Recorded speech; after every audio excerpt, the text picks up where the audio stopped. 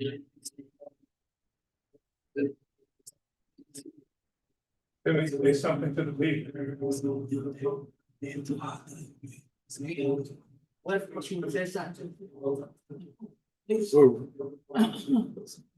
Hello, comrades. Just want to welcome everybody here to the Uhuru House. Obviously, there are a lot of people who are not here. We participating in the African Arts Festival that's occurring. So we have a lot of people who are working there. There are thousands of people who, what is that called? Forest Park? Is that where it is? Yeah. So we have a lot of people who are working out there. We have our economic institutions. We're selling pies and other food there. And we are distributing our information. We want to bring as many people as possible into this movement, and people are looking to be brought into the movement. So we're pretty busy. And this is happening at the same time. We are involved in what we call an intensive, where every day is accounted for from morning to night, where we start off in the mornings with some form of physical education, that is to say, working out.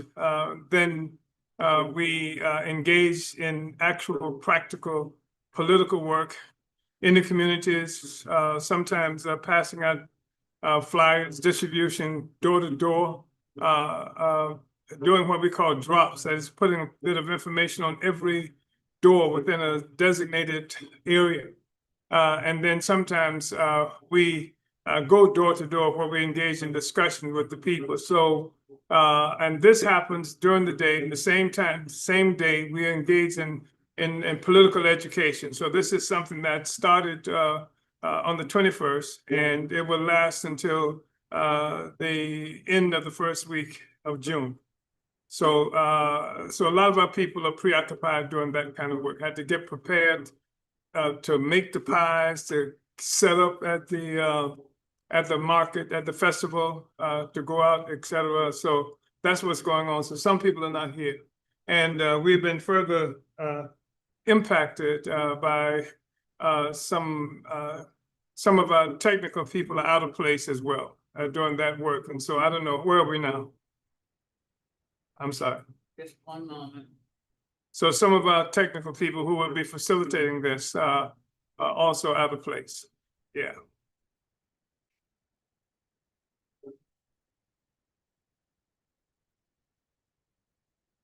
Okay, there you have it now. I think you're here.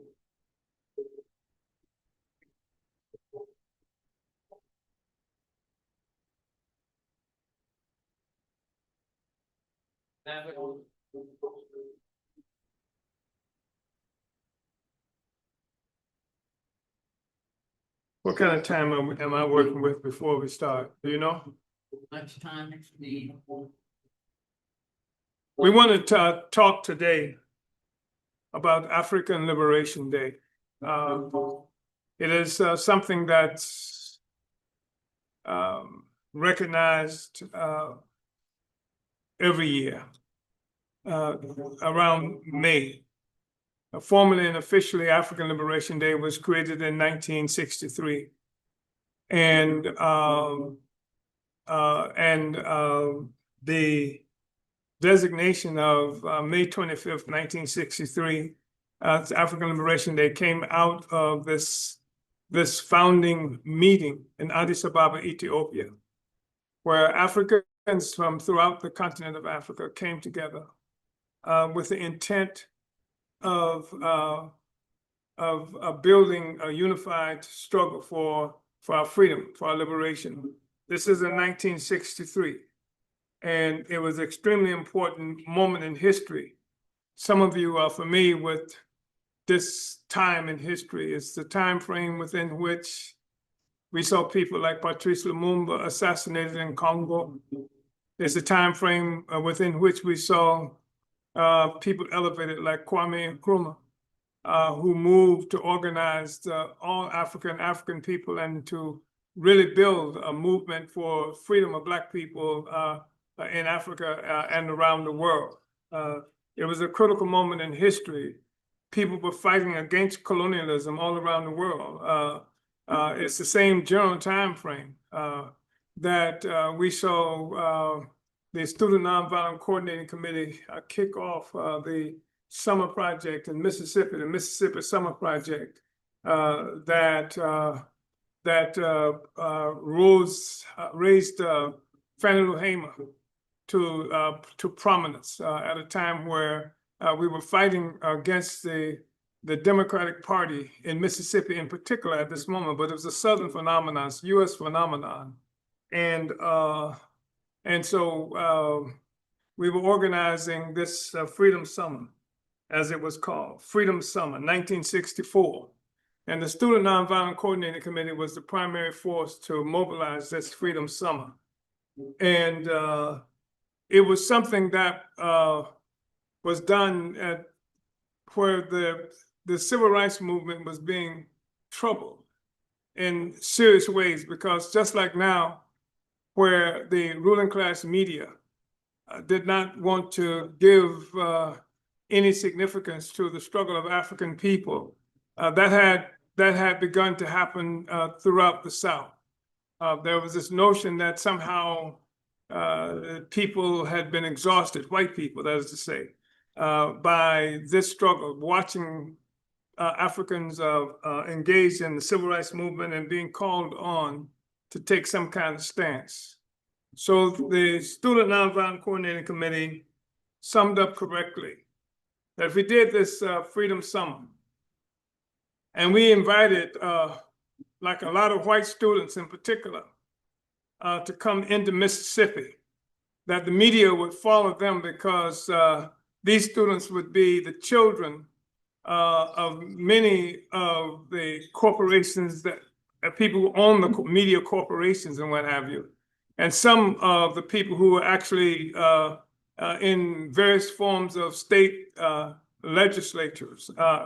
And that's exactly what happened. So on the first day of the Mississippi Summer Project, the very first day, 3 civil rights workers disappeared.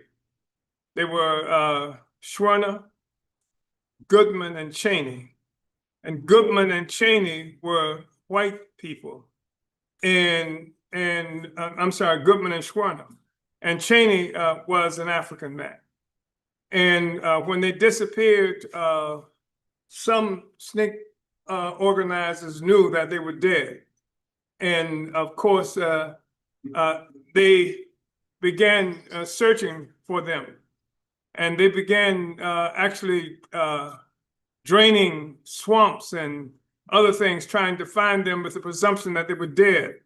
And what happened, of course, is that they dug up a lot of dead people. And not these people immediately.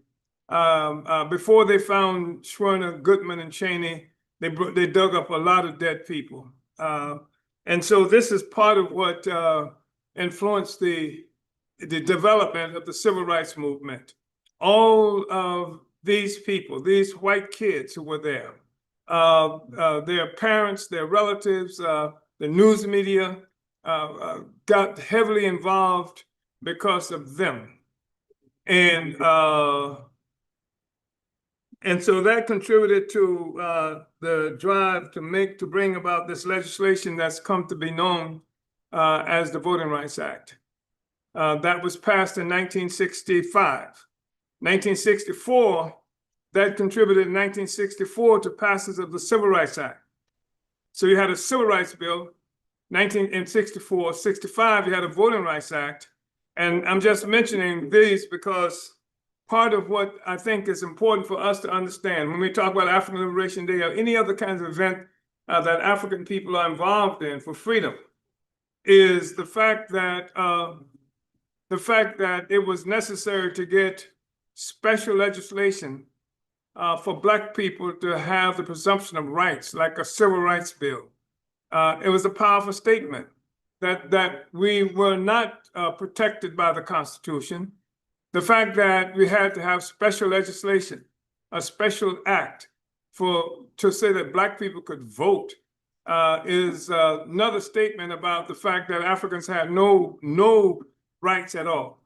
And the reality is that even when these most cherished and valued rights of that's in the United States that people proudly thump their chest about when they compare the United States to other, these are patriots I'm talking about, to other places in the world. They talk about this Bill of Rights, freedom of speech, freedom of assembly, freedom of association, freedom of religion. All of these things they characterize as the Bill of Rights. But the fact is that when the Bill of Rights were passed, African people were property, with no more rights than a chair, a horse, a cow, etc., that the colonizers might own. And we're treated in the same way a horse, a chair, or a cow might be treated. And you get tired of it, you throw it away, you kill it, you do anything you want to do to it. That's how African people were treated at this time in history. And so I'm saying this because people recognize the significance of the recent Supreme Court ruling that finally gutted the Voting Rights Act. And I think it's important to, in so recognizing this, to also recognize that we really never had rights, that there was never a presumption of rights here. In fact, in 1857, a U.S. Supreme Court ruled, just like this Supreme Court just ruled, to gut the Voting Rights Act. 1857, the Supreme Court ruled that Black people had no rights that a white man had to respect. That was in the case of Dred and Harriet Scott, right here in St. Louis. And so we had no rights. And this is the precarious situation that we find ourselves in all the time. We never know from one moment to the other whether or not there's going to be anything that presumption of rights. We never know whether our children, we can anticipate that our children will have a future at all within the existing, in the context of the existing kind of relationship that we have inside this country. So I just think it's really important for us to understand that and to understand also how we on time. I don't know what our situation is. People are. Okay. I want us to be able to get to the discussion around African Liberation Day, but I know that some people have been really disturbed by this Supreme Court ruling that just occurred. And there's a presumption that this ruling, certainly on the part of the people who are responsible for the ruling, and I don't mean just the justices, that's a misnomer, but I don't mean just the people who are the judges, but I mean other people in general who are really responsible for this place where we are today. They make the grave error. They suffer serious memory lapse that we never were engaged in a movement just for the right to vote. We were engaged in a movement to be free, a movement to cure, to deal with the problem that the U.S. Constitution did not protect us, that we had to have special rights just to be able to vote, just to be able to register for Joe Biden's party, Kamala Harris's party. We have to have special legislation to be able to do that. And at any given moment, we could see the rights snatched away from us unless we had control of our own lives. That's the thing that's really critical to understand. So we were engaged in a struggle for freedom. And there were certain kinds of things that happened on the way to passage of the Voting Rights Act. And I mentioned Mississippi Summer Project, the deaths of those 3 people who were among the people who were killed during this whole process. You think about what was done to us just in the struggle to vote. Leaders had their homes bombed, assassinated just to be able to vote. Churches were bombed and babies killed, Black babies killed, just for trying to vote. This is the struggle that we were involved in, to be free. And then it came to a point in our movement that there was a presumption that we could win some kind of freedom through the vote itself. And that's what put us on this trajectory. And in 1965, the same year that the Voting Rights Act was passed, Malcolm X was in Selma, Alabama. This is extraordinary. 17 days before his assassination. 17 days before they assassinated Malcolm X. He was in Selma, Alabama. The Student Nonviolent Coordinating Committee had brought him into Selma, Alabama to join in with how that struggle for our freedom was being waged on that front. And King was in jail at that time. Dr. Martin Luther King was in jail, so he couldn't meet with King, but he met with his wife. He met with Coretta Scott King, and let Coretta Scott King know that his presence there represented a new day, that there was a new unity that was being forged in the struggle for our freedom. And nobody mentions this when they talk about the Voting Rights Act. You don't hear anything, no mention of that, no mention of the fact that King and Malcolm X were working together for our freedom. So you had this happen. And as I said, 17 days later, King was killed.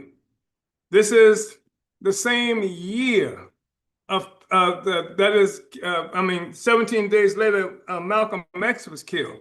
The same year of the passage of the Voting Rights Act.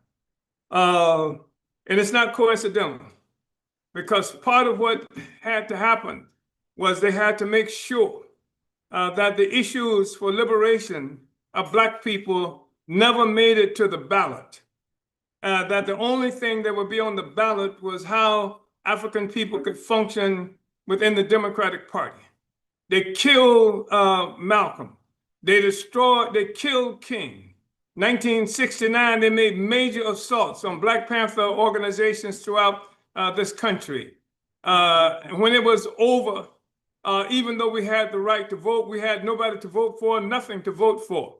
Our organizations had been wiped out, our leaders had been assassinated, and their programs had been destroyed.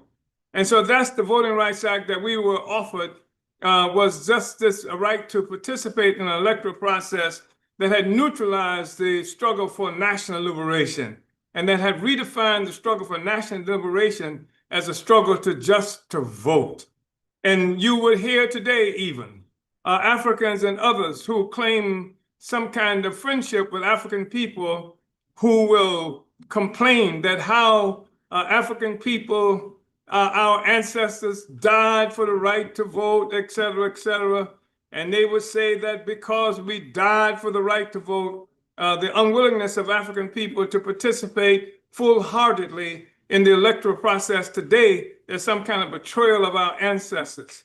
When the reality is that African people died in the process of elevating our struggle, using the vote as a means to take our struggle to a higher level.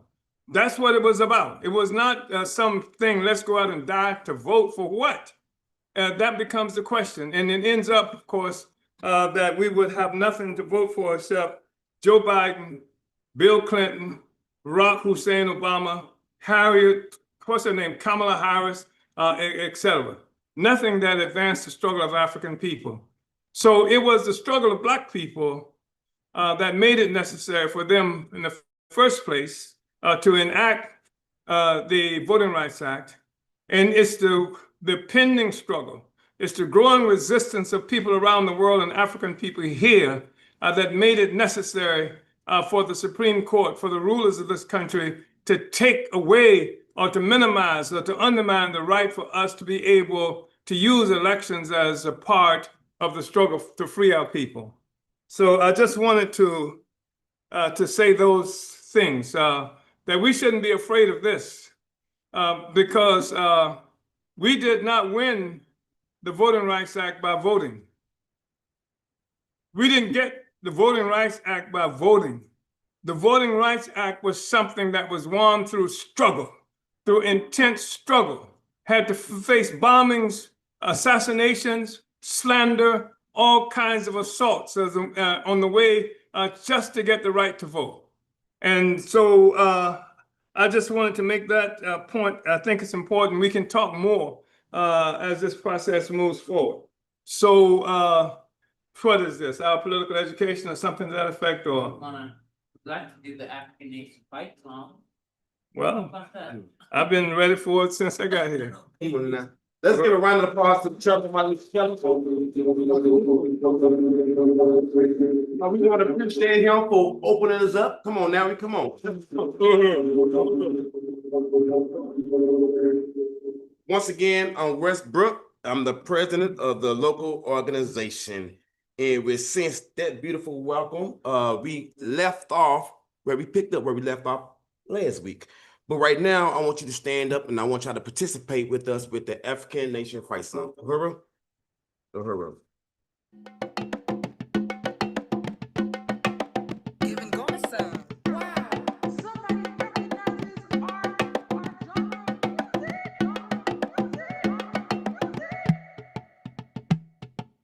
Israel to we Africa, we are winning. Shout Uhuru for our freedom. We are winning. We'll dance and sing songs when revolution's won. We are winning. Africa's best.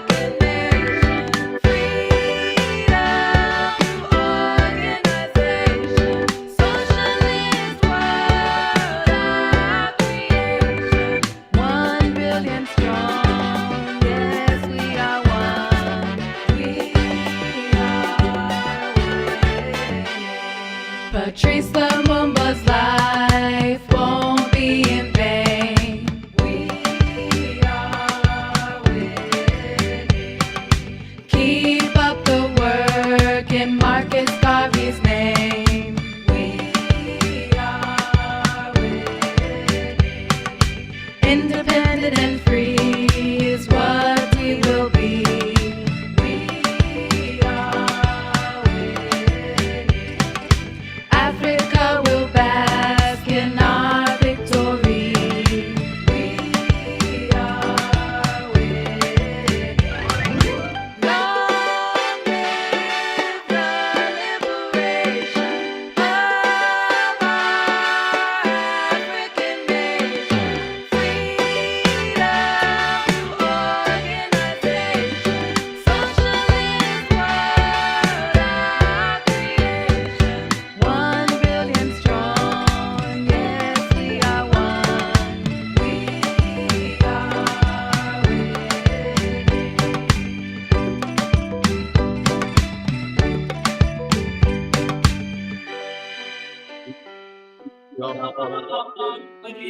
Yes, we are. We are here. Fight up! Fight back. Y'all can have a seat, and I want to thank you for participating in the African Nation Fight Song. I see some guests in the audience, and I want to say welcome, Makava. Uhuru. Once again, I want to remind and encourage the online viewers to like, share, and subscribe to the Burning Spirit TV and YouTube channel. And for folks who are viewing online, you still have time to show on up to 4101 West Florissant. Uhuru. Now, we know today as African Liberation Day. Uhuru. So I want to read this short piece, and I'm not going to make a long story short. So on why we celebrate African Liberation Day. Uhuru. A call to the best sons and daughters of Africa. Act today to build a global resistance to forward the African revolutionary process everywhere. See, African Liberation Day, set this year for May 25th, is a special day, celebrating the 52nd anniversary of the founding of the African People's Socialist Party. Come on, let's get a ring. Come on now. The 52nd year, Uhuru. Like I said, we are celebrating the 52nd anniversary of the founding of the African People's Socialist Party, established on African Liberation Day in 1972. This ALD is happening 102 years after the founding of the Marcus Garvey Universal Negro Improvement Association, and 60 years since Malcolm X took the struggle of African people in the U.S. to the world stage, having spoken at the United Nations in Cairo, Egypt, as well as Oxford, England in 1965. We salute Amadou Teller, the chairman of the African People's Socialist Party and the African Socialist International, who has for the last 50 years relentlessly, excuse me for my big tongue, who has relentlessly for the last 50 years led the struggle that colonialism is the genesis of capitalism, the primary mode of production upon which capitalism depends. Our party has declared unambiguously that colonialism is the main contradiction in the whole world. It's responsible for the misery, imperialist wars, and suffering against the majority of the people on earth. The mission of the African nation, under the international leadership of the Black proletariat, is to overthrow the colonial verdict born out of the 1415 attack against Africa initiated by Portugal. This same colonial attack is responsible for our dispersion, fragmentation, and separation from each other with an artificial border that keep us powerless, while the colonizer facilitate the looting of Africa nations everywhere. The 600 years old European colonial attack on Africa is the foundation of the attack on the rest of the world. And we have to understand this. So let me repeat that. The 600-year-old European colonial attack on Africa is the foundation of the attack on the rest of the world. Therefore, the African Revolution is in the interest of all the people fighting for self-determination against the US-led colonial mode of production. See, this current struggle for the national liberation, sovereignty, and self-determination led by the African People's Socialist Party has a final objective. It is to complete the Black Revolution, which will result in the destruction of the colonial mode of production and usher in world socialism. We are witnessing in this period the heroic anti-colonial struggles of the Palestinian people in the occupied Palestine, led by the national coalition that includes Hamas, Union. What he said, y'all heard what he said, right? I didn't want to butcher our comrade name. An expression of the indigenous resisted in occupied Mexico, the BROV, Philippine people led by the National Democratic Front, the Islamic Republic of Iran, and many others. Places such as Mali, Burkina Faso, and Nigeria under the pressures from the impoverished African toiling masses are beginning to break free from the French imperialism. Come on now, if anything is worth clapping for, that is worth clapping for. They are beginning to reject them, beginning to break free. So we echo the demand for French in the US out of Africa. Come on now, say that with me. Out of Africa is the demands that we put to the French winds and the US and all the colonial imperialist governments.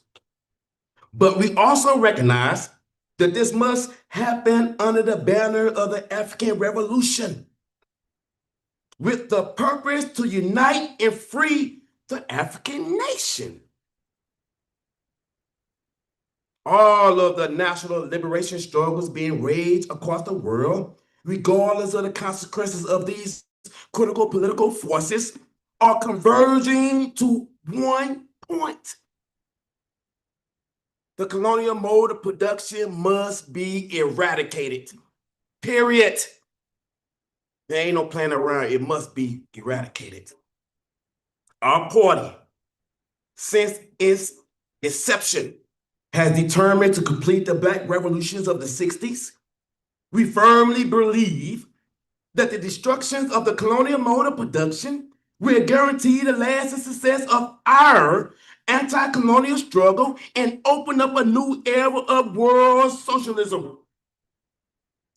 Chairman Martin Teller almost single-handedly solved the problems of the Black Revolution, left unresolved due to the military defeat of the movement. See, never conceding our struggle. The chairman contributions rescue our movement and place us on an anti-colonial trajectory. Anti-colonial trajectory. The party theory of African internationalism, which has defined the main contradiction as the colonial mode of production, has defeated the bourgeoisie racism narrative and has provided the only logical explanation for the crisis of colonial white power. He formulated the strategic objective to make the demands for reparation a household word, initiated in building and facilitated of the 1982 World Tribunal on reparations to African people in the US held in New York. This, in further evidence that the first successful worker revolution of Haiti the million-strong movement of Marcus Garvey, the work of Patrice Lumumba and Kwame Nkrumah, Malcolm X, and the Black Power movement of the 60s, this profound history of the struggles for African liberation is today concentrated in the African People's Socialist Party. This African Liberation Days occurs in the midst of one of the fiercest defenses of the right of expression under the leadership of the APSP. The U.S. government, July 29, 2022, assault on the Uhuru movement exposed to the world the failures of the U.S. ruler class to defeat and keep our movement invisible. We are indeed everywhere. Let me repeat that. We are indeed everywhere. In Africa, Europe, the Caribbean, South America, and in the U.S. white communities, which means that various fronts of the African Revolution continue to grow and challenge the stability of the colonial domination. See, we are organizing transcontinental. African Liberation Day celebrate in Africa, South Africa, and Sierra Leone, in Europe, Paris and London, and throughout the U.S.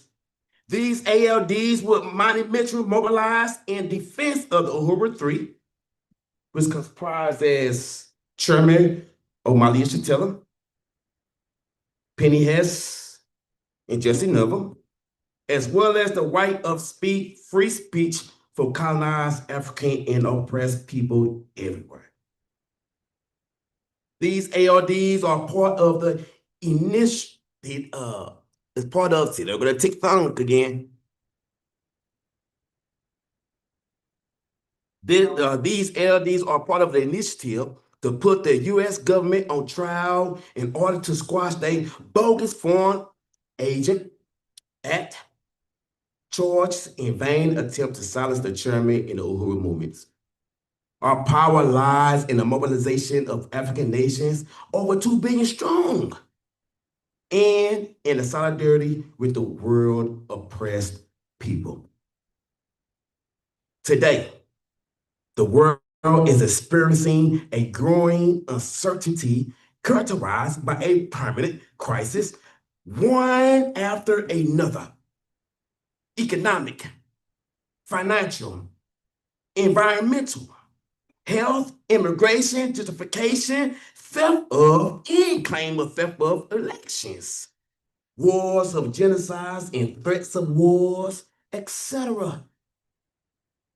The white elected ruling class with the U.S. at the helm cannot rule in the same old way because of the emergence of a new global and regional power and success of an anti-colonial struggle. The U.S., UK, French, Israel, and the rest of the ruling class has been losing legitimacy, political credibility, a moral credit in the eyes of the colonized people, and increasingly in the eyes of their own white population. Today, the main tool that the international white colonized today, let me repeat that, I'm sorry. Today, the main tool that the international white colonial capitalist ruling class deploy to siphon and exploit African people is neocolonialism. We can't forget that. What is that? That is white power in blackface. Over 60 years of colonialism and blackface has shown beyond responsible doubt that colonialism cannot be reformed. Over 60 years, it showed us that it cannot be reformed. So stop saying it can be. Under this form of colonial domination, the conditions of existence of our people have worsened in every way and will continue to do so because the agenda of the alliance between African petty bourgeoisie and the colonial bourgeoisie is only more colonial looting, wars, gentrification, etc. See, the salvation of Africa and of the world are one and the same. It requires the eradication of colonialism as the mode of production. This can only happen through anti-colonial revolution led by the African working class. That remains the task of the African People's Socialist Party till it's won. No, we're going to be relentless. We're going to stay on that journey till it's won. Join us. Join us this African Liberation Day to defend the free speech and the right of expression, to advance the anti-colonial struggle and forward the African revolution. Join us to intensify the unification of African nations for a world free from colonial powers. We say victory to African nation, drop the charges against the Uhuru 3, and put the colonial state on trial. Uhuru, Uhuru. So we are know familiar with the African Liberation Day, and I'm finna say this and sit myself down because our chairman did well by doing his thing, explaining to us. But make a long story short, we know that and I'm doing muscle memory, so correct me if I'm wrong, Chairman, he will. But I believe the first African Liberation Day was 58 by Kwame, 58, 59 by Kwame Nkrumah. I know Malcolm X spoke on that. Then the second one, 63, Haile Selassie hosted in Ethiopia. You know what I'm talking about? The most important one, not the most important one, the one I brag about, happened next in 1972. You know what I'm talking about? With our creation of the party. You know what I'm talking about? But African Liberation Day is our time to keep this trajectory going. Uhuru? Uhuru. So at this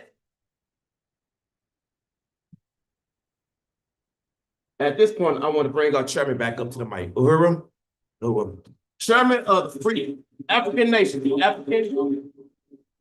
Uhuru, thank you, Comrade President Westbrook. I want to express my appreciation to all of you who've come out with this discussion on African Liberation Day. I think it's an extremely important discussion. The fact is that the first African Liberation Day mobilization was held in 1972. Comrade Westbrook is absolutely correct when he talks about Kwame Nkrumah organized in Accra, Ghana, an event with Africans from throughout the world. Even Africans from the United States attended that. I know Independence Day, we had even people like Adam Clayton Powell and Martin Luther King who were in Ghana for that. But the African Liberation Day itself, as we have come to know it, is something that was pulled together in 1972. I'm sorry, in 1963 in Addis Ababa, Ethiopia. It was an eventful thing, and it was something that was organized really by people who were afraid of Nkrumah. Nkrumah was hell-bent on pulling Africa together in defense of its own interests, to recapture our own interests, to talk about a unified African government with a unified African military, with a unified African political strategy, etc. And this was something that terrified the imperialists and all of the others who were afraid of the consequences of a free African people. And so a lot of money got distributed to a lot of different forces to block the African Liberation Day, to block the Organization of African Unity from doing what Nkrumah wanted it to do in terms of the total eradication of the borders separating Africa. Most of us know that the current borders of Africa were created by Europeans without a single African being in the joint. This happened the period of 1894, 95 in Berlin, Germany, where white people drew maps, drew lines on a map to claim what parts of Africa they were going to take. In fact, most of the borders that we see around the world were created by these same white people. Most of, when you look at what is now called the United States, all the borders here created by people who came and stole this land from the indigenous population. When you look at what's called the Middle East today, Syria, Lebanon, Palestine, Saudi Arabia, all of these entities, the existing borders were created by Europeans, by white people who were stealing the resources of the people and created borders. The borders function as property lines, more or less. And so this meeting in 1884 and 85 by Europeans split up Africa. And for the purpose of being able to take and control African resources, they gave parts of Africa to different European entities for their ownership, etc. And I think it's important for us to say that even before then, the war in Africa had begun by Europe. Comrade Westbrook mentioned that in the 1400s, Portugal set out and initiated this attack on Africa. We've been fighting for 600 years, more than 600 years. 1415, Portugal initiated this war on Africa that changed the entire world. Up until that time, there was no such thing as a world economy. The world economy was created as a part of that process. It was the thing that brought the whole world together in a single political economy. And this was where the white man was created. There was no such thing as the white man before then. It was invented during this time, this process. There was no such thing as Europe before then. It was invented during this time. And what we had was, prior to then, people who are now recognized as Europeans define themselves primarily in relationship to each other. Different tribes and things like that, constantly at struggling war with each other. And but what happened was, with Portugal's advent, with Portugal's attack on Africa, what began to happen is that instead of identifying themselves primarily in relationship to each other, they began to identify themselves primarily in relationship to us, because this is where the wealth was coming from. This is how they began to, this is what the white man came from, this process. Europe itself was born through this process. So I think it's important for us to know these things, and that this is where the wealth of the system came from. The struggles that we're involved in today owe their origin to that, to the theft of these resources. The impoverishment of the rest of the world was a condition for the rise of Europe and the white man. That's the Delma divine writ large that we're talking about. This is where the wealth of the peoples of the world, leaving everybody, said this is where colonialism comes from. The rise of what we have come to know as colonialism came from this process. So I think it's really important to say this, because what has occurred is, as Europe invented itself and invented us, as Europe, the white man invented himself and invented us, he did so, it happened in a fashion that they defined themselves as this extraordinarily gracious people. What they were doing was not to hurt anybody. They were helping people. And in fact, one of the most significant poets, a guy named Rudyard Kipling, wrote a poem called The White Man's Burden. And the presumption of this was that at this point is that Europe was burdened by having this excess of wealth, excess of civilization, excess of Christianity, excess of education, and therefore it had to go out into the rest of the world to share it.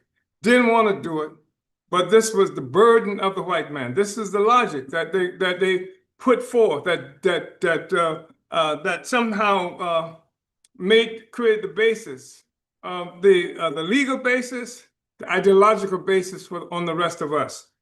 That's why it became necessary for when attacks are made against us, it violates the basic principles of this Europe, this beneficent Europe, this Europe that was about civilization, this Europe that was engaged in this perfect experiment where democracy and freedom would flourish. This is the line that they put forward. And they built a freedom, they built a democracy, they built all of this off the enslavement of African and the indigenous peoples here. That's where it was born from. But they cannot explain it in that fashion. So they explain the world and the relationship to the world is that they are do-gooders. They had to fight against the ignorant masses of people. In fact, this became a part of an ideological debate that happened early on in Europe in terms of explaining of why a Europe that professed to be one based on rule of law would be decapitating Black people, would be disregarding anything that looked like law, dealing with indigenous peoples here and around the world.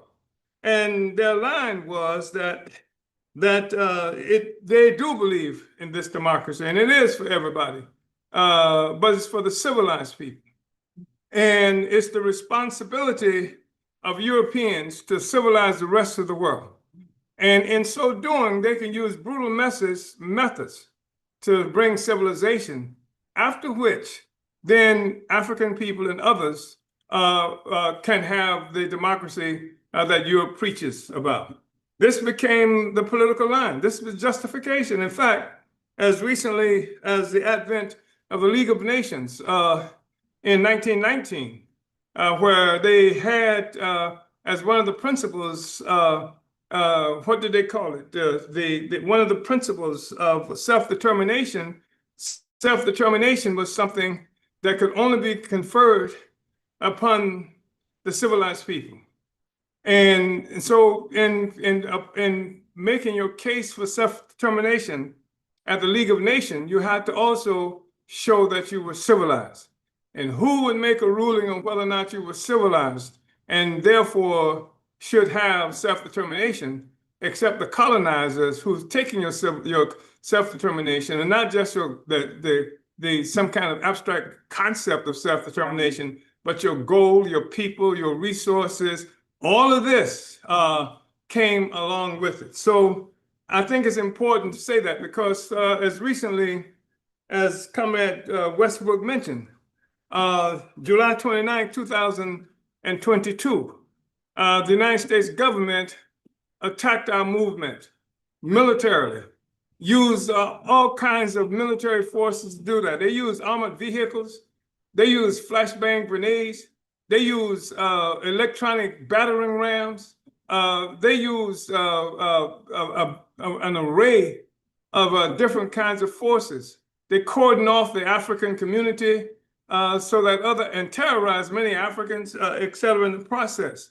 And they said they did this and they indicted us, and all the things they indicted us for should be covered under the free speech of the Constitution of the United States, like what I'm doing right now. But they said they're not indicting us for what we say, even though when they took us to trial, they wanted to say that the reparations that we were calling for was something that the Russians came up with. They wanted to say that the basic demands that we were making, like taking the United States before the World Court for the crime of genocide against African people in this country, they said that the Russians said that we should do this. And so the objective here was to say that they're not attacking us because we exercise free speech. They said they're attacking us because the Russians told us to do it. And it's an assault on our intelligence. It's a statement that Black people are not smart enough to know that we are being oppressed, that somebody white has to come from somewhere and tell us that we are being oppressed, which is a slap in the face. It destroys any recognition of agency that we may have. And it also attempts to liquidate the whole history of African people struggling.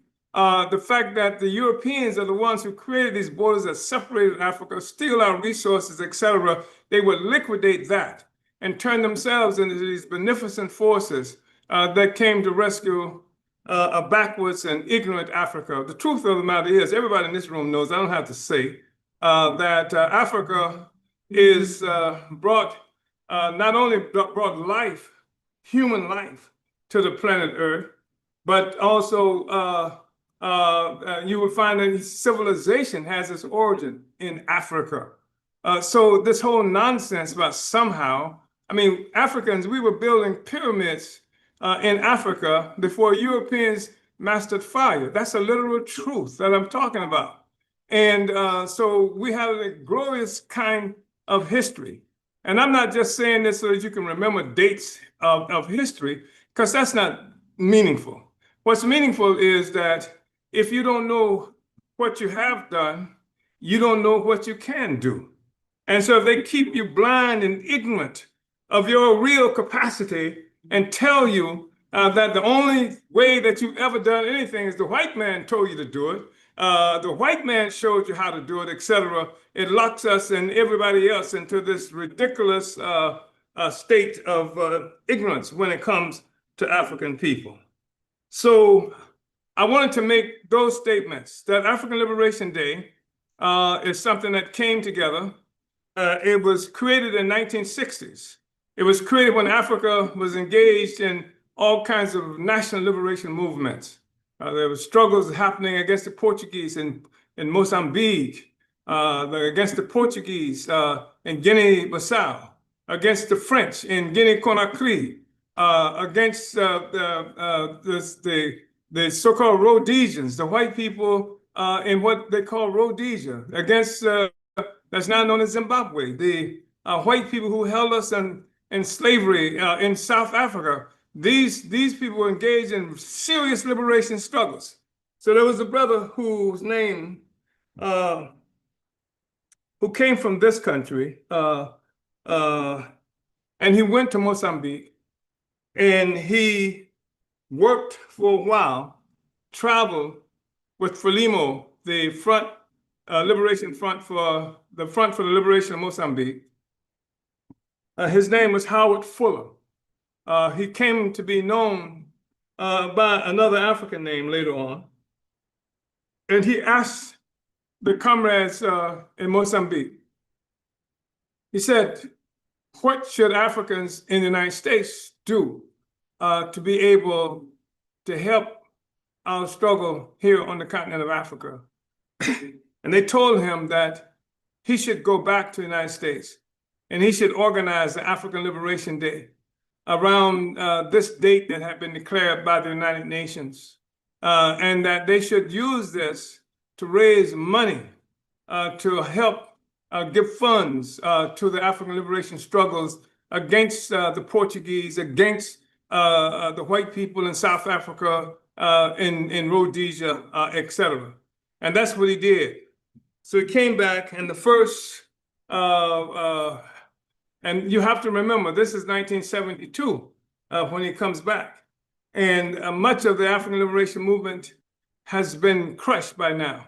Panthers have been killed throughout this country. I mean, there's still remnants of the movement, but effectively it has been crushed by now. And so we have the emergence of all people, Black people, fascinated and love Africa. and just wanted to be connected to Africa. And so this African Liberation Day, I was a member of the original African Liberation Day Coordinating Committee. And we pulled together these meetings and mobilized, and the first African Liberation Day happened on May 27th, Washington, D.C. It happened in various other places throughout the United States and some other places throughout the world. So this is where it comes from. We were raising resources for assisting the African liberation movement on the continent of Africa as it was expressing itself at that time. But it also pushed many of these formations into a greater clarity about our relationship to Africa as a people. And it helped to bring Africa onto the agenda of our struggle in this country. And it's at the same time that we formalized the founding of the African People's Socialist Party.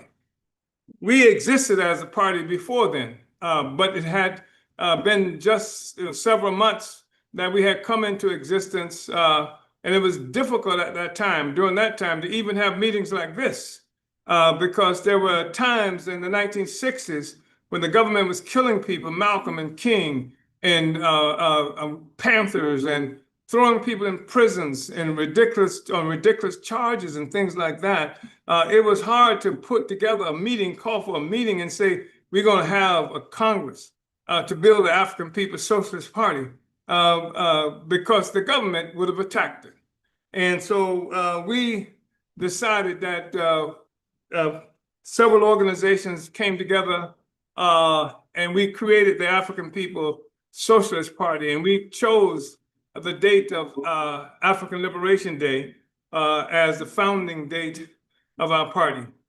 And that's why we celebrate the African Liberation Day with that recognition. But we also recognize that African Liberation Day, as it was put forward, was not put forward as something that was supposed to liberate Africa. It was something to keep Africa from achieving the goals that have been established by Nkrumah. So 1963, this happened in Addis Ababa, Ethiopia. But they still were not satisfied. 1966, the US government overthrew the government of Kwame Nkrumah in Accra, Ghana. And of course, as you know, 60, 61, they killed Patrice Lumumba. They were assassinating and killing anything that stood for the total and genuine liberation and unification of our people. And that's why we're here today. We believe in that unification. We believe that the resources of Africa are the birthrights of every living human Black person on the planet Earth. It's the birthright of our children that's been ripped away from us. And then some of us are being frightened away from Africa, terrorized by Africa, shamed about Africa and the rest of it. And here we have this glorious history of Africa, and we are ashamed of it. And so this is the element that they attempted to protect, but our party has been one of the outliers, and we've fought tooth and nail from our very inception, and before our inception, but certainly by the time of 1972, when we came into existence, we had already determined we were going to complete that revolutionary project that had begun many, many, many years ago by Black people to be free. And that meant to recapture our Africa, to recapture our resources. And no, no, no. I'm not saying everybody go back to Africa, which is the nonsense that some people will put forward. I want you to be able to go. Yeah. That's what freedom is, to be where you want to be. To be in St. Louis if you want to be, and not being pushed out, using things like tornadoes as an excuse to steal your land and steal your property. They didn't need that excuse prior to then. Right. But if that's where you want to be, then you should have a right to be here. Nobody has bled as much as African people for the right to be here. But if you want to go home, there's nothing wrong with going home, and there's a whole continent waiting for you. And what we do with this is we escape from this minority consciousness that they have imposed on us, that we are a minority, you are a minority, etc. That's why that song that we sing, say 1 billion strong, and if you're more accurate, it say 2 billion strong. Just in terms of the amount of Africans who exist on this planet Earth, As long as they can keep you with a minority consciousness, then you will make a minority effort in order to win your freedom. You will think in minority terms, will not be able to recognize what our real possibilities are. But we're not a minority. If there is a minority, it's the one who controls the power today, and that's not us. So I just wanted to, again, be able to make those comments and express my appreciation to everybody who's come out. And we are open to any kinds of discussions, questions, if necessary. Uhuru. May I just say this? You know, revolution is a science and an art. And there are several things necessary for revolution to occur in the world.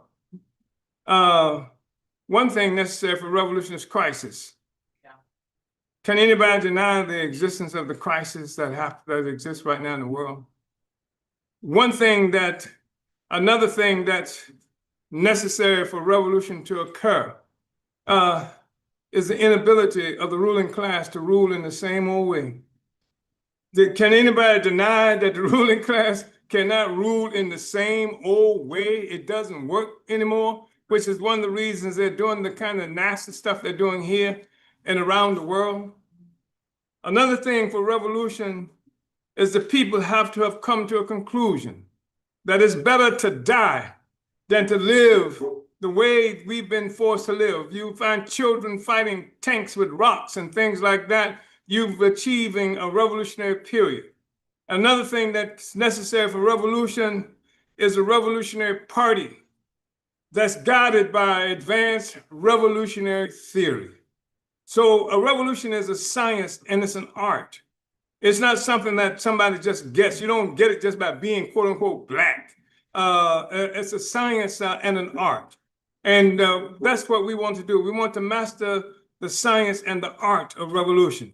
We have a revolutionary party that's led by advanced revolutionary theory. We have that. And I think it's important. So there are objective conditions necessary for revolution. I just said some of the objective conditions: crisis, the inability of the ruling class to rule in the same old way. You see crisis everywhere. And one of the things that's necessary for revolution, of course, is the sense of among the people ourselves. Objective conditions and subjective conditions. As I say, what is in the brains of the people? How do the people view the world and our relationship to this world? And what forces have we created to carry out that mission of expressing our will? These are the things necessary for revolution. And I'm saying that revolution is on the horizon. And I'm saying that this revolution that's on the horizon speaks to the urgency of this moment that we are living in right now. The urgency of the moment that's driving these rulers into a state of frenzy, that they are betraying everything they say they believe in. Most times it's necessary for a revolution to happen first. And when the revolution happens, then you will see during most circumstances, whoever comes to power getting rid of the principles that were held a reactionary state together. But now what we're seeing is that the reactionary state is cannibalizing itself. It's shooting itself in the foot. It's removing its own principles, supposedly upholding what it is about that gives it value. This is what it says gives it value. This is what you were taught. I was taught. Free speech was something they said was something that gave the system value. Free speech, they said, they believed in put the ideas, the market of ideas. Let the ideas contest each other. And the best ideas will prevail among the masses of the people. But now they don't have that kind of confidence in themselves or in the world.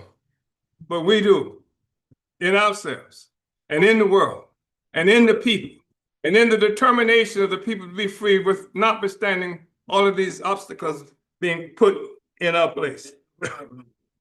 Uhuru.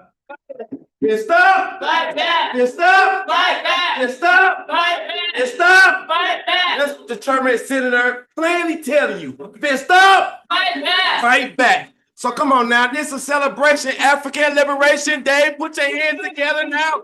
Fist up. Fist up. Touch one. Touch all. Uhuru, Uhuru, Uhuru. So first of all, I want to give a round of applause for our chairman.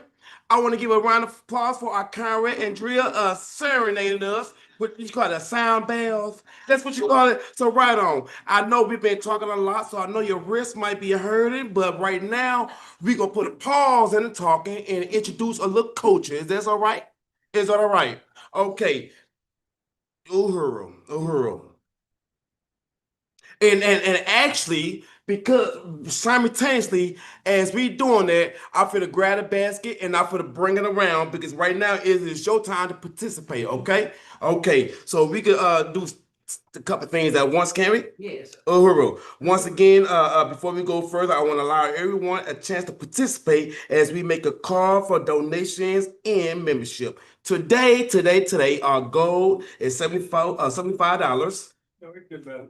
I think we can. I'm sorry. I misspoke. It's supposed to be $100. I'm sorry. I misspoke. But today our donation goal is $100, and your donation help us to continue bringing important films, discussions, conference, etc. to our community. So as we get the basket around, we're gonna let our Conrad serenade us. If that's okay with y'all, Uhuru, fist up, fight back, Uhuru. You got it, Conrad. You. Once again, my name is Andrea, and I go by Enchanted Empress. Today I chose music to honor our chairman, and I would like to say personally and thank him and all the other organizations around the world that are fighting for our freedoms, and that thank you for just starting the movement and the acknowledgement to the people. And the songs that I chose are Be Thankful and Black Hustle.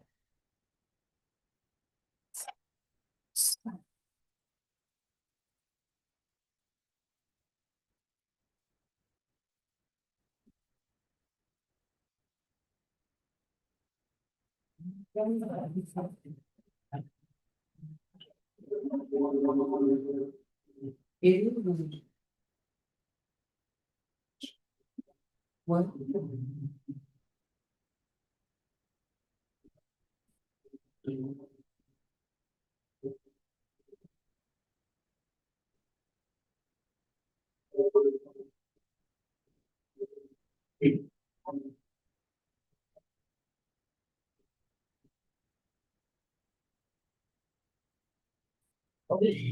What's going on?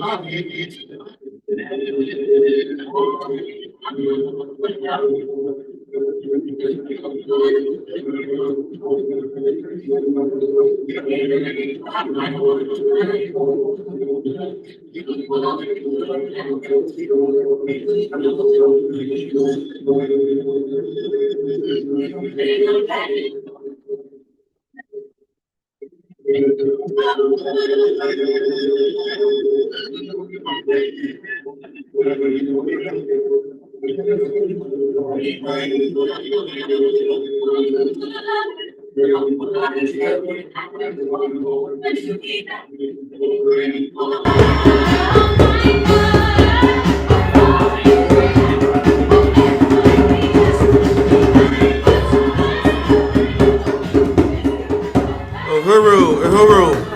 As she working on her second piece, couple things. Come on, y'all can do better than that. She did her thing. Come on now. Uhuru, Uhuru. So as she getting ready to do her second piece, couple things, I want to give a shout out to some of our viewers viewing from Canada. They viewing from South Africa. It was a couple more. South Africa, Canada, from London, yes, London. Come on now. These comrades that we got globally. Let's give a round of applause for the comrades. We even got a special organization out there, the Center for Political Innovation. The Center for Political Intervention. So why don't comrades from showing up, Uhuru, and also as she's like I said, she getting ready to perform her second song. I also wanna let you know how you too could be part of this movement. The democratic rights that black people fought for are under attack. Reparations and freedom of speech. Will you stand up for freedom? Join the International People Democratic Uhuru Movement. It is a few levels. I feel put it out there. Membership level are on the, well, not today, ain't, but our yearly membership is at a $25 per year. Come on now, somebody say $25. $25. You can't beat that. Y'all got that in your pocket right now. Y'all finna probably spend it on some barbecue today. And if you are watching from behind enemy lines or know someone that's behind enemy lines, it's a George Jackson level at like $5 per year. Somebody say $5. $5. If you are not employed or a student, your yearly membership level is at $10. Come on now, somebody say $10. $10. So we got many different levels where you could come in and be participate in your liberation, in your freedom. Uhuru, come on now, let's give a round of applause to a journey as she did her second song. Uhuru, sister, fight back. You got it, Conrad. You got it.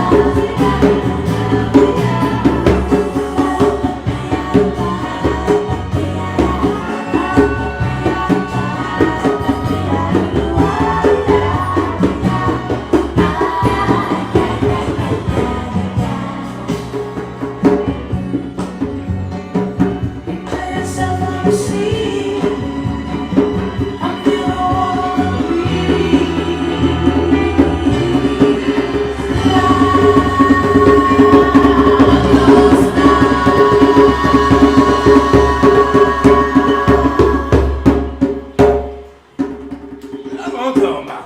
That's what you call coaching right there. Uhuru.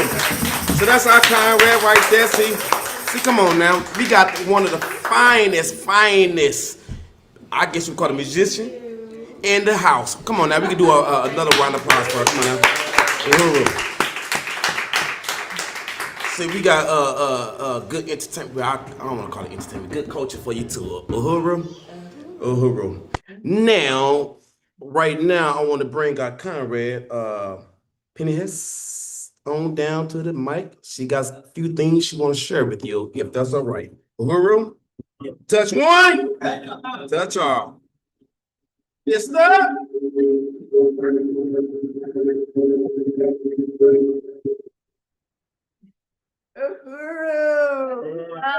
powerful event today.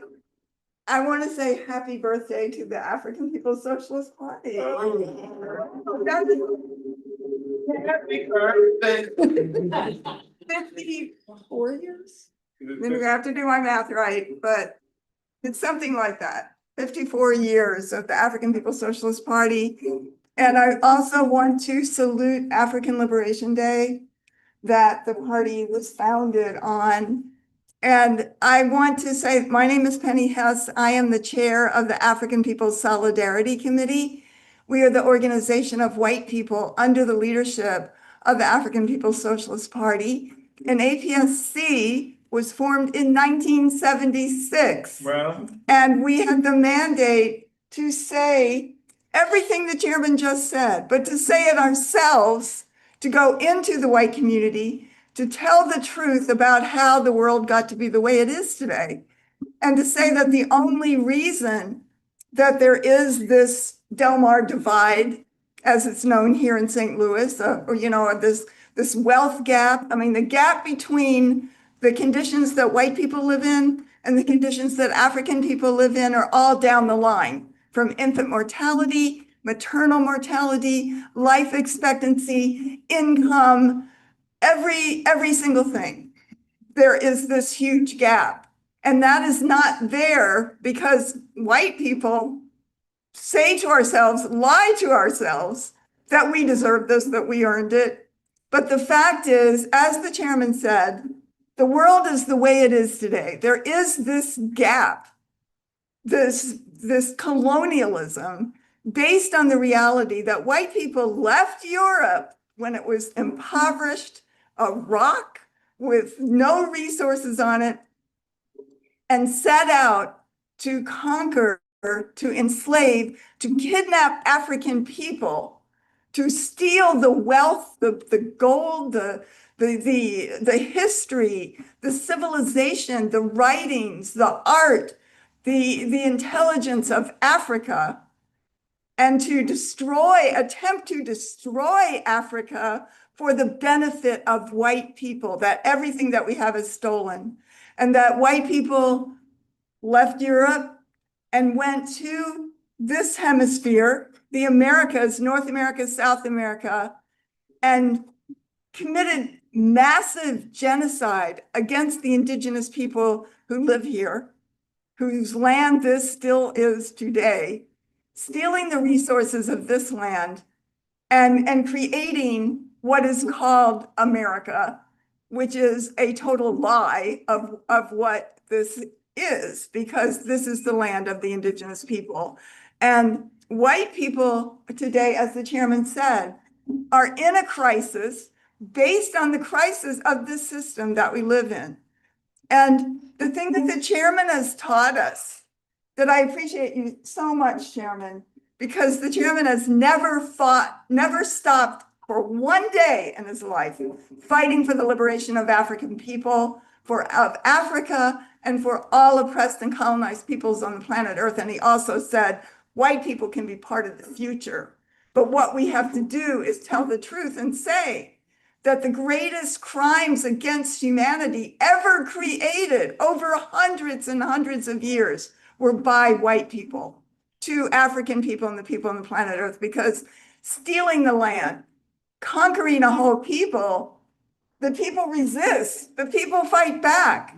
And white people invented and carried out lynching, terror, mutilation, just horrible, hideous crimes, murdering and slaughtering the peoples on the planet Earth. And we have to take responsibility for that if we are going to go forward on this planet, because as the chairman said, the central contradiction in the world today is colonialism. It is not racism, not the ideas in people's heads, but the fact that there is state power that has the right in this country and around the world to put African people in prison, to steal their resources, to take away from everybody else, to wage wars against the people of Africa, Iran, the Middle East, indigenous people and the people on the planet Earth.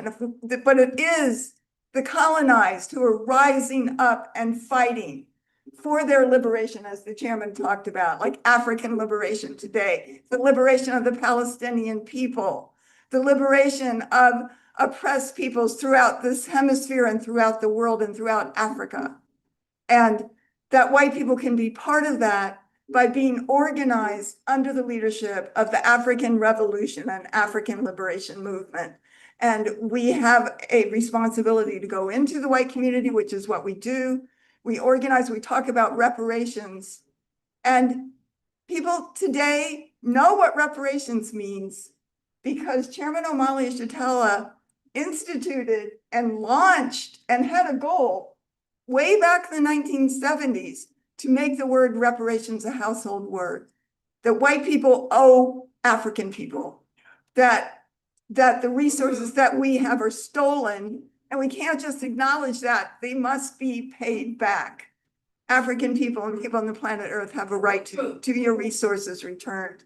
So the work of the African People Solidarity Committee is to organize in the white community for reparations to African people.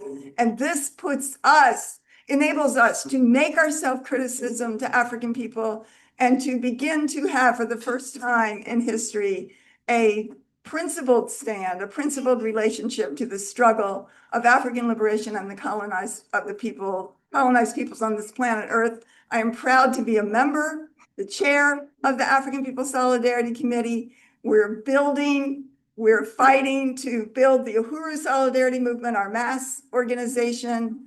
We're part of the winning side, and we find today that there are so many other white people who want to take this stand, who want to be on the forward side of history, who want to be part of reparations, which is in our truest interest as humanity. So I just want to say Uhuru, salute again to Chairman Omali Yeshitela, who has fought every day of his life for freedom and liberation, for anti-colonial free speech. We are winning. Uhuru, unity through. Yeah,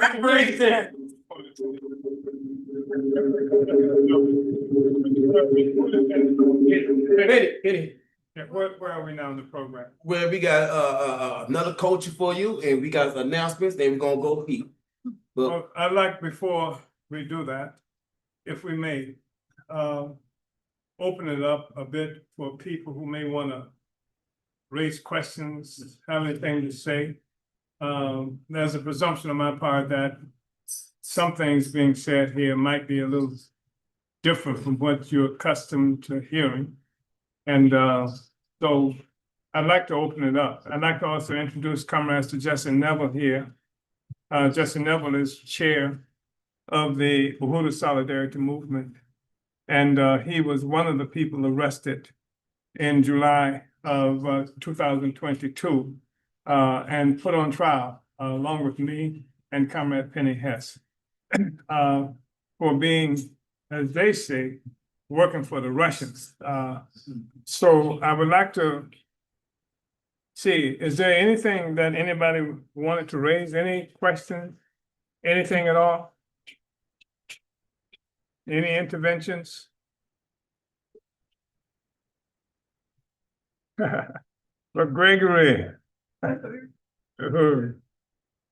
Chairman, there's a event going on down at the Forest Park now, the African Liberation Arts Festival. Arts Festival. Right. And Uhuru, of course, has a tremendous presence there with the Uhuru Bakery. Delicious food, so if there are people who haven't had an opportunity to get there yet, go on down and grab something to eat. It'll be a prelude to the opening of the Uhuru Bakery on August 15. So please take advantage of that. Question I did have, Chairman, is that we throw this word around revolution. I mean, you hear it in all kinds of quarters and it becomes confusing in terms of precisely what we mean. I'd like to ask if, in your opinion, was the Marcus Garvey movement, Universal African People's Organization, UNIA, a revolutionary organization? Was the Black Panther Party a revolutionary organization? And if so, what were the similarities and differences, and what can we today learn from their behavior? Thank you. Did everybody have an opportunity to hear that? Would they have heard that comment, Jesse, on the? I will confirm with Lisa that I'm quite sure that. Okay, I just wanted to, the question was Garvey, the UNIA, African Communities League, a revolutionary organization? Was the Black Panther Party a revolutionary organization that he hears bandied about often, the term revolution? What the heck does it mean? And the thing that is meant, generally speaking, by revolution is usually when you've heard the term historically, revolution is something that's happening within the white world. As I say, the French Revolution was against the prior establishment in France. It was against the mode of production and feudalism in France. The British Revolution, did a British Revolution ever happen? Cornwall, was that a British Revolution? Cornwall was. But the thing is that a different thing has occurred when our lands and countries have come under attack.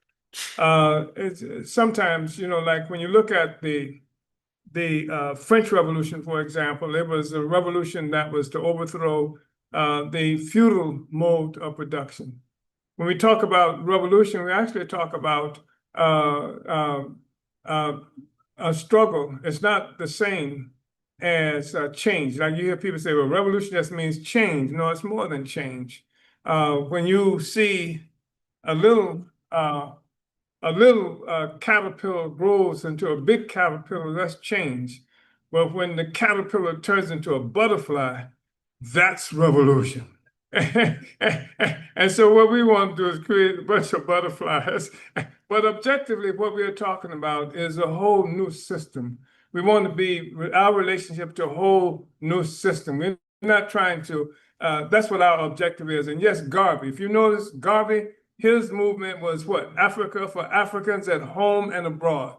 His movement was to take Africa for African people, not just African people in Africa, which is home, but African people abroad as well. So he was looking for our own freedom, not trying to integrate into the into the movement of the oppressors.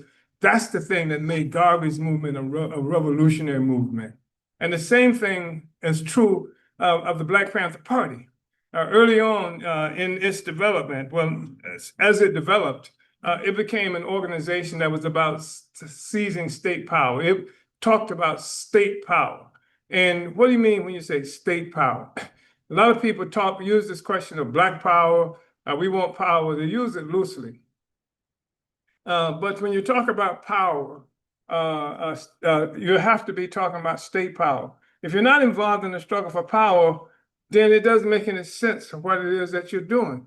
And when you say state power, you're talking about the state exists in any time you've seen societies develop to a point where there is this split between the haves and the have-nots, and those who have it as a consequence of taking it from the have-nots, whether that's locally or whether that's a global social system. The state has to come into existence, the state, because what's going to keep those people who are starving from taking what belongs to them from those who are taking it from? What is this thing that stands between a hungry person and a supermarket with food just falling off the shelves and what have you? Or what is it stands between a homeless person and abandoned places where people could live? It's the police. It's the state.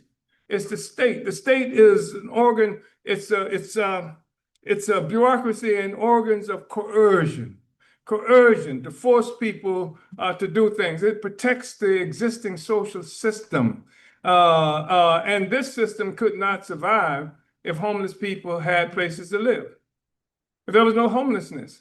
I mean, that's the thing that even places demand on the thing that gives value to what it is in a capitalist society. And of course, as you know, our homelessness began with the attack on Africa. We ain't had a place to live since then.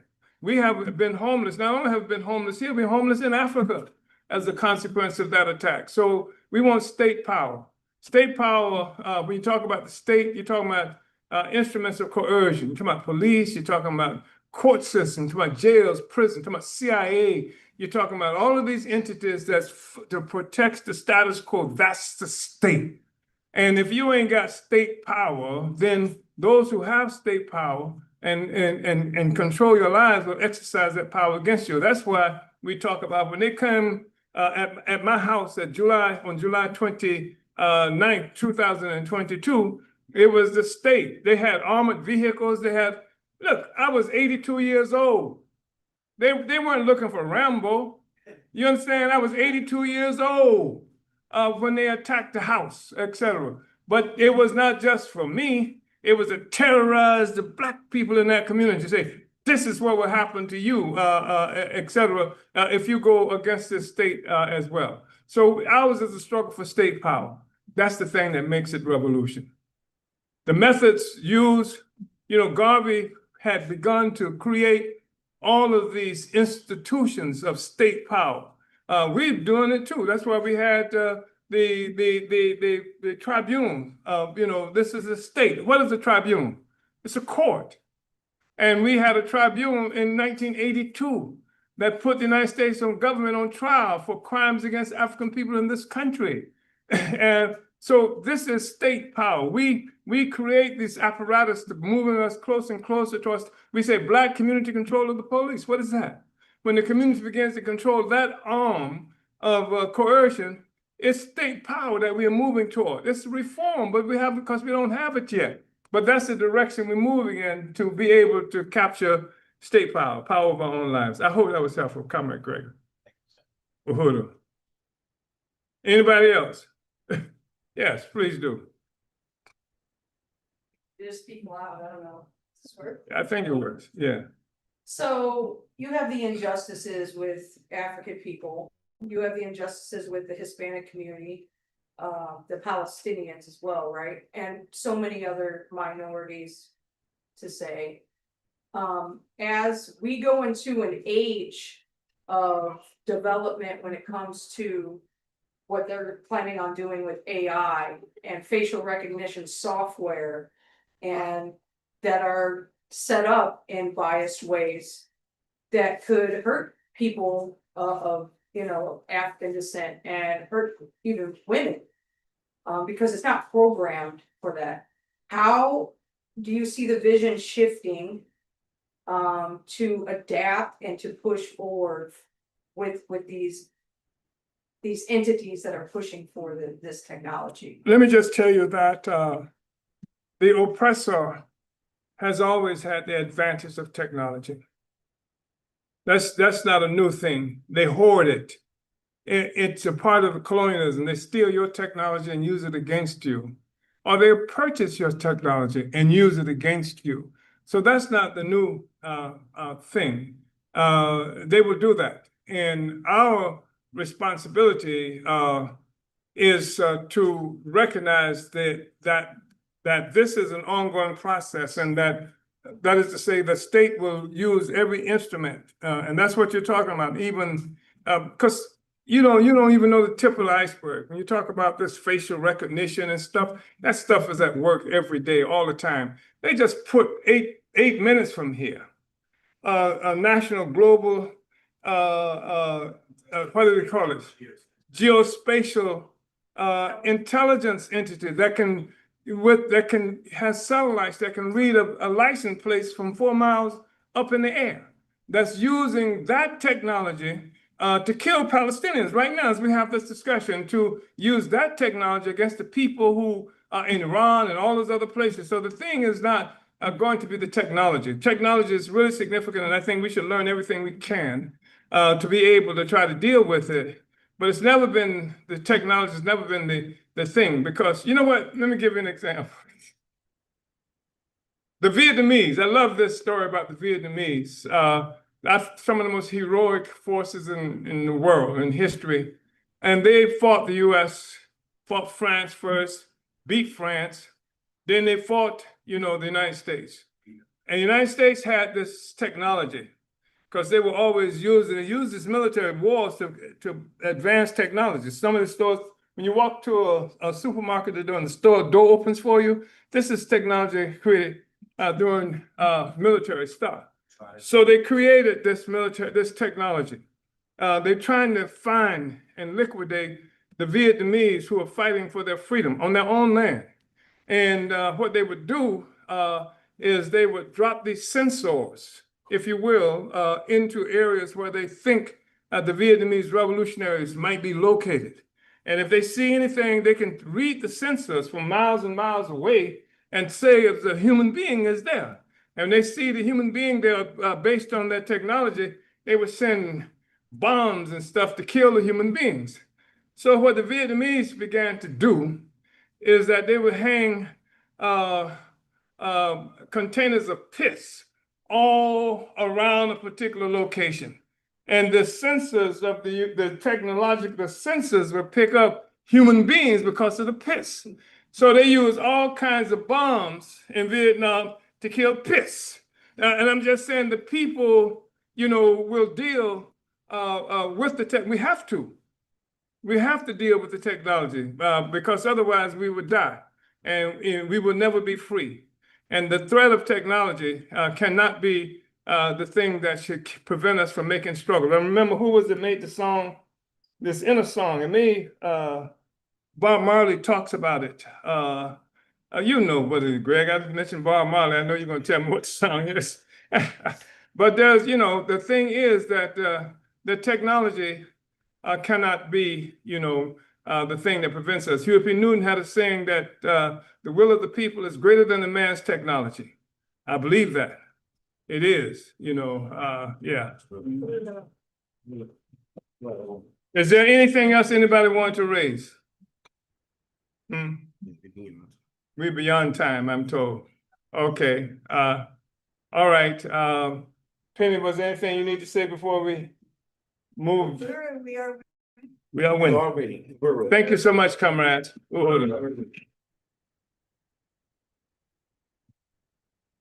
On June 6th and 7th, there's a 2-day electoral campaign school that's going to be conducted here in this building, in this city. And this is the Black is Back Coalition for Social Justice, Peace, and Reparations. And Africans and others will be coming in from throughout the United States to participate. And what we're doing with this is training people how to participate in elections. We talk about what has happened with the assault on the Voting Rights Act, but we're not surrendering this democratic space that we fought for. So come, and we want to take the mystery out of elections. And it is mysterious to a lot of people have been bamboozled and been pushed out of the process. They don't know anything about it. You get these dynasties, especially in St. Louis, you got these Negro dynasties. I'm talking about them Negro dynasties. The Urban League plays a role, but I'm talking about names, human beings, et cetera. And they're just there because it's a mystery to most people how to do this thing and that they can do it and should do it. So we're taking the mystery out. And we provide political education for people who want to run for office and teach people how to do that. So people should come to that. That's June 6th and 7th. Everybody should be here. And also on July 21st, and actually it's on the 22nd, we're going to be in Atlanta, Georgia, where we have won the right to have oral arguments against this conviction on conspiracy charge. And we're going to have people come in. And so on the 21st, we'll be in Atlanta to have an event. On the 22nd, we want as many people as possible to come to be at that court, because it's always important for us to have a lot of people show up at the courtroom so that they know they're not doing something in the dark. So please consider that and try to prepare to come and participate in these two very, very, very critical events. And the other thing I just want to say finally is because so much stuff is directed at us all the time. And you see what's happening with the people in Gaza. You see what's happening with Iran. You see what happened in Venezuela. But the truth of the matter is, despite all of that, the United States does not exist in the world alone. There are other forces in the world who are in motion too, trying to chart a future for themselves, for their children, and who find themselves having to discover means to do that that will not be blocked by the kinds of things that we see happening recently, et cetera. And so I just wanted to say those things, and that everybody, all these Africans, you should be really giving a lot of consideration to joining the International People's Democratic Uhuru Move. Join this organization. Be organized, because that's the only thing we got going for us is organization. If you ain't got organization, you got nothing except, talking. And so there's a difference in Comrade Gregory. There's a difference in revolution and rapolution. So we got to go beyond rapolution and come in and become organized, join the International People's Democratic Uhuru Movement. Uhuru. Good stuff. Fight back. Fight back by join organization. Uhuru. So I want to quickly go through these announcements. The current chairman already spoke on a couple of them. And then we're gonna leave you with some coaching, if that's okay with you, because this African Liberation Celebration. Uhuru? Did we say how much money we think? We will get the numbers to you in a second. Thank you, Conrad. Okay. First, we're gonna start with One Africa, One Nation Farmers Market and InPDUM garage sale is coming up. InPDUM joins annual June 6th for the One African, One Nation Farmers Market from 10 a.m. to 3 p.m. at 4007 West Florissant. And donated items is been accepted now. You can drop it off here at the Uhuru Movement at 4101 West Florissant anytime. And if you show up at Sunday to drop them off, you might as well chill for a couple more minutes with us at the Sunday rally. Black is Back 10th annual election campaign schools is coming up. Our chairman just spoke about it, June 6th and 7th. And the theme is the whole damn system. We're not going back. Uhuru, once again, is going to be the 6th and 7th of June right here at the Uhuru House. Hands off Uhuru. Major updates. Hands off Uhuru. Hands off Africa returns to courts for the proceeding. Return to the court for the appeal of the Uhuru 3 case. Uhuru. So we're gonna be down in Atlanta, Georgia, and I think the chairman was speaking about this also. July 2nd, which is a Wednesday. July 22nd, thank you, which is a Wednesday, July 22nd. Don't show up on the 2nd, ain't nobody gonna be there. July 22nd, located in Atlanta, Georgia, at the U.S. Court of Appeals on 57th Forsyth. Okay. The Revolutionary National Democratic Program studies is held each Thursdays, and you could join us at 7 p.m. Central for our weekly studies, and it's be held by our international president, Lucre. I pointed, but he ain't there. I'm so used to him being there. But tune in and listen to political education from our international president, Lucre. You could get your Burning Spirit newspapers today. The voice of the African working class. It is an important recruiting tool and a organizing tool of InPDUM to get a summation of the current events out to the world in an African internationalist perspective. Get a bundle or subscribe. And when we say get a bundle, mean it could be an economic adventure for you to get a bundle and sell it, or like I said, subscribe at the burningspirit.store. You can also sign up You can also sign up our incarcerated brothers and sisters who will receive a free monthly copy of the Burning Spear newspaper as a lifeline to the outside world. You can also donate to the prisoners' subscription. Fund us to help get the Burning Spears into the newspaper, into the prisons. I'm sorry. Help us build the Sunny rallies. We need you to help. We need your help building for the Sunny rallies, and this include welcoming people at the sign-ins table, helping with tech and audio, AV equipment, creating promotional materials like flyers, helping provide security for these community meetings, flag detail. I know you see that beautiful red, black, and green flag details as far as raising in the loin of the African flag, and helping with Kermo to organize food for these Sunny rallies. Uhuru? So, as we prepare, okay, hold on. Okay, give yourself a round of applause now. We was able to surpass our goal of $100. Come on now, we got 144. Somebody say 144. So we 144. Give yourself a round of applause. Uhuru.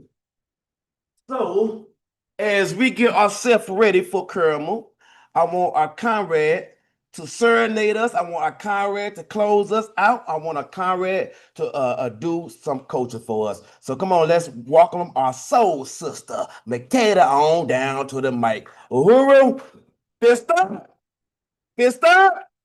touch one, touch all. Uhuru, I have a couple of pieces that I want to present. And I just feel like they are most fitting. It will come. You can't hide in your job, or hide in your church, or hide in your practice of being pleasant, or even hide in your own optimism, because you cannot hide from what is coming. For it will come. You can scroll past the news from Venezuela, from Haiti, from the Congo, from Brazil, from Gaza, from Ghana, and here, I said here, right here. Like, this ain't directly making my phone bill late. But that is simply the illusion that this imperial machine depends on. And that thing we run from still will come. These contradictions cannot be voted away or tweeted away or saged away or manifested away. We keep trying to escape through the very same exit that the jailer drew on the wall, like some cartoon tunnel. Look at the pattern. Look at the shape. Look at the loop. Look directly into the lie. Every time we try to use the master's tools to exit the master's dream, we become a sharper tool for the master's hand. We get better at serving the system instead of breaking it. And so the cycle deepens, the slavery modernizes, and hope becomes a service fee. This enemy is insidious. This enemy is practiced. This enemy has perfected the art of taking your fear and turning it against you, so that you become the thing that preserves their power. But the fear will collapse. When the pressure becomes undeniable, when the consequences become unavoidable, when the pain of obedience surpasses the price of resistance, it is happening already, organically, globally, in slow waves of enough, stacking on top of enough. Like bricks of inevitability. They have no intention of ever letting us be free. So the only thing left to lose is the terror of touching them back. Yes. What good is the life of a slave to the slave if he ain't fighting? Well, did you see it? Everything in a world that refuses you spaces in life is a prolonged drowning masquerading as survival. So yes, you will be touched. Either touched by the hand of rising liberation or touched by the expanded violence of colonialism. But there is no neutral ground in the aftermath of empire. All who are inside the burning mansion will eventually feel the fire. And so, we will not pretend anymore that voting is a cape or that prayer is a passcode. We are beyond the tidy tricks. We are beyond the luxury of polite begging. We are in the zone where the guard must be changed. And history has already proven that power concedes nothing. Nothing from polite appeals, nothing from well-worded petitions, nothing from ballot selfies, nothing from mystic escapism, and nothing from the shimmering mirage of moderation. No, power is only convinced by force.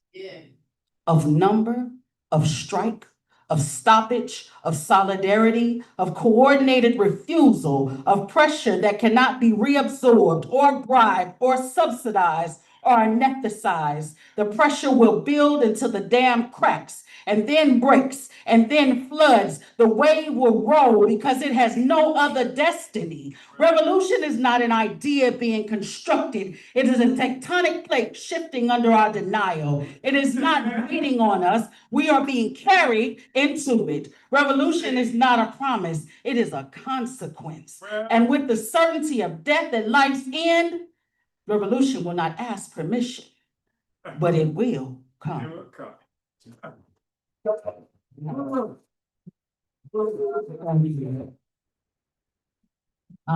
And the last piece, I'm gonna try to be a little more gentle. Cause it's, well, this one got a title. It's called Give Me Mine. Somebody done heard it before. Okay. Give me my This ain't no request. And more conviction than demand. The command you will hear is I rip what belongs to my people from your greedy, thieving, murderous hands. Disease-ridden fingers clutched tight to what we made. We're coming for everything Black you hid or locked away. The sparks of thought you stole but never could make them fade. Our brilliance shall be repaired in the broader light of day. We forged the tools that birth economies through industries so vast, you claim invention via ownership of us and wrote our names in ash. We built your kingdoms high and mighty, and we built them fast. Our stolen genius locked in chains, incentivized to prop you up by cruelty and lash. Our knowledge now a mockery erased from every book. Our spirits called demonic, tongues cursed and defiled. Yet somehow we originals recall everything you took and speak fluently and lightning through the stolen's great-great-great-grandchild. Civilization's root was always ours to sow. Before your kings could write, we taught the word. Before your streets knew stone, we built them so. By the time your keel finally touched water, you sailed sloppily like your maps were slurred. And Europe, your filth was decay's domain. We cleansed your bodies, gave you soap and fresh breath. Ungrateful still, you paid us back in pain. Consumed our many contributions whole, then wrote us out in death. Now, every time the word reparations is said, it's supposed to tremble like a question the way y'all hear, as though we're begging for crumbs politely fed for what was seized through whip, through gun, and the advantage of instilling fear. But I am not asking. I do not kneel. The storm is rising, pounding at your gate. The scales of blood demand truth revealed. The children march. We and our ancestors will not wait. You cannot buy us off with praise or tired lies. Your tokens, symbolic gestures, and trophies will not stand. The reckoning has torn away your performative disguise, and time delivers judgment at our hands. No more Mr. and Mrs. Nice Us. You can keep your trinkets. Time's up. This is it. Forget apologies and finally giving us our flowers. Reparations been due. Now give us our Give it back. Hold up. Give it back. We demand you to give it back. Come on now. I told you I had a treat for you. Also, Sister McKay, y'all can do better than that. Give up 10 round of applause. Come on now. Uhuru. I want to appreciate your patience. I want to appreciate your participation. You want to close us out, Chairman? You got it. Well, y'all know the saying. Same place, same time next week. Let's eat. Uhuru. Come on now. You stop. You stop. Right back. Oh, no problem. Done.